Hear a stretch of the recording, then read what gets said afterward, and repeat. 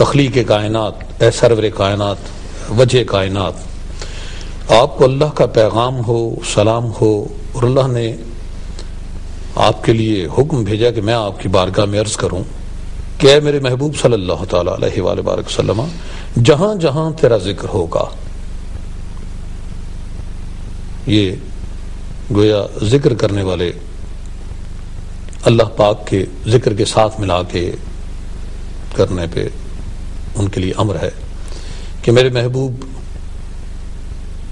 جاؤ، میرے محبوب کو بتاؤ کہ محبوب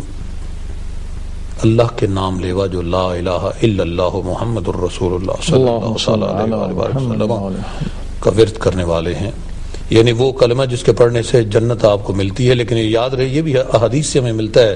سبق کے کلمے کے بعد اعمال احسن جو ہیں وہ کنگھی کے دانے ہیں، تو اعمال پہ قائم رہنا اور مرتے دم تک با وفا ہونا، یہی ایک عمل ہے جو اللہ کے محبوب کریم صلی اللہ تعالی علیہ وآلہ وسلم کے قریب تر کرے گا اور اللہ پاک اسے مقبول بنائے گا۔ تو اللہ پاک نے اپنے محبوب مکرم کے لیے پیغام بھیجا جبریل امین کے ذریعے کہ اے محبوب آپ یہ اعلان فرما دیں کہ جہاں جہاں اللہ پاک کا ذکر اشہد اللہ الہ الا اللہ ہوگا، وہاں پہ وحدہ لا شریک لہ والا ذکر، وہاں پہ اشہد ان محمد عبدہ ورسولہ صلی اللہ علیہ وسلم، وہاں پر محمد الرسول اللہ صلی اللہ تعالی علیہ وآلہ وسلم کے محبوب تیرا ذکر ساتھ ساتھ، سبحان اللہ، جہاں جہاں میرا ذکر ہوگا وہاں تیرا ذکر ہوگا، سبحان اللہ۔ اور جب ہی اس شاک نے اس بارے میں یہ کہا کہ وہ دانہ سبل ختم الرسول مولائے کل جس نے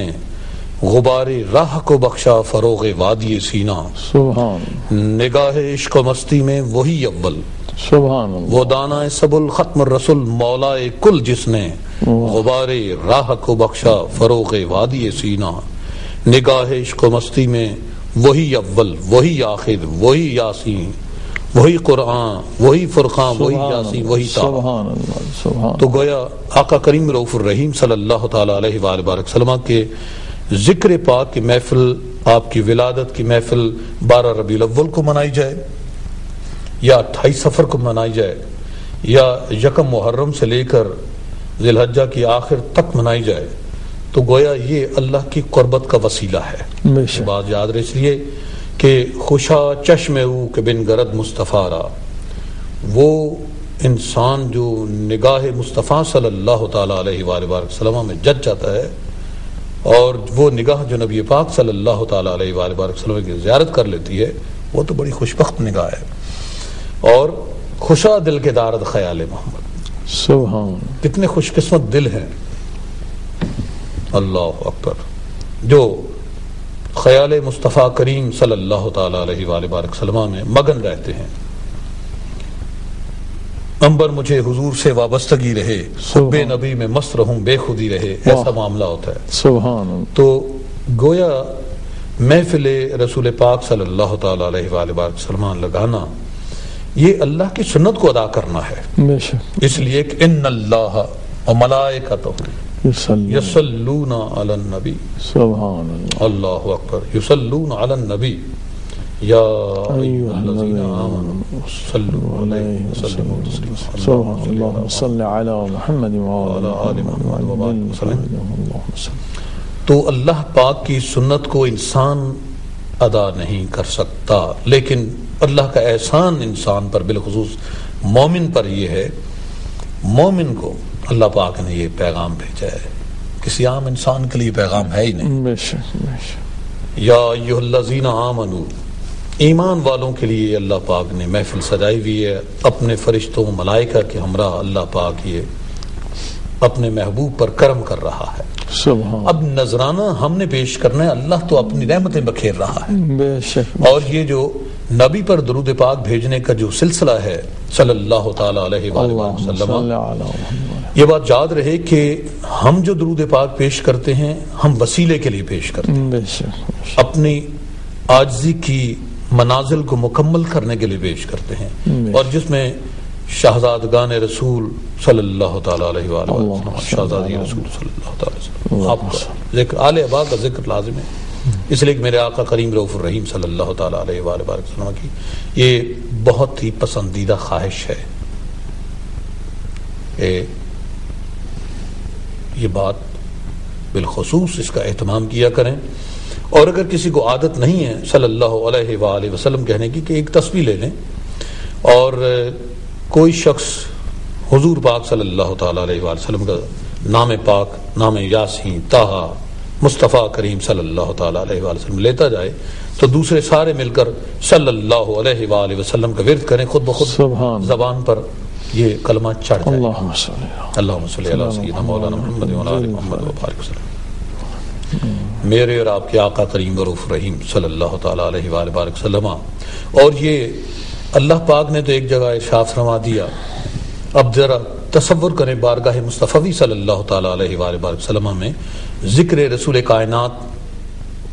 ہادی لولاک، منبع انسانیت اور خزینہ محبت الہی، قربت عزت صلی اللہ تعالیٰ علیہ وآلہ وسلم خود کیا فرماتے ہیں. غزوہ تبوک کا ماحول ذہن میں لائیے. آقا کریم رؤوف الرحیم صلی اللہ تعالیٰ علیہ وآلہ وسلم، آپ روایات میں آتا ہے کہ اپنے غلاموں کی انجمن میں چاند چمک رہا ہے، سبحان اللہ، صلی اللہ تعالیٰ علیہ وآلہ وسلم. اور حضرت عباس رضی اللہ تعالیٰ عنہ آپ کے چچا جان معروض ہوتے ہیں کہ یا رسول اللہ صلی اللہ تعالیٰ علیہ وآلہ وسلم، اگر آپ اجازت دیں تو میں آپ کی تعریف کرنا چاہتا ہوں. گویا نبی پاک صلی اللہ تعالیٰ علیہ وآلہ وسلم کی تعریف کرنے کی جو سند آپ صلی اللہ تعالیٰ علیہ وآلہ وسلم کی بارگاہ مکرم سے مل رہی ہے، اس کا بھی ذرا اندازہ کیجئے. آقا کریم رؤوف الرحیم صلی اللہ تعالیٰ علیہ وآلہ وسلم نے ارشاد فرمایا، کہو عباس اللہ تمہارے منہ کو سلامت رکھے. سبحان اللہ. گویا آپ کا ذکر مصطفیٰ کریم صلی اللہ تعالیٰ علیہ وآلہ وسلم سند ہے اللہ تعالیٰ کی طرف سے منہ کی سلامتی کا. سبحان اللہ. اچھا، اب چونکہ یہ وقت بڑا ہم اس میں قید ہو جاتے ہیں، اس کی تعریف کرنا مشکل ہے اور یہ سمجھانا آدمی شروع کر دے کہ سلامتی منہ کی کیا چیز ہے. سبحان. ایک تو سلامتی ہم اس دنیا میں ظاہری اور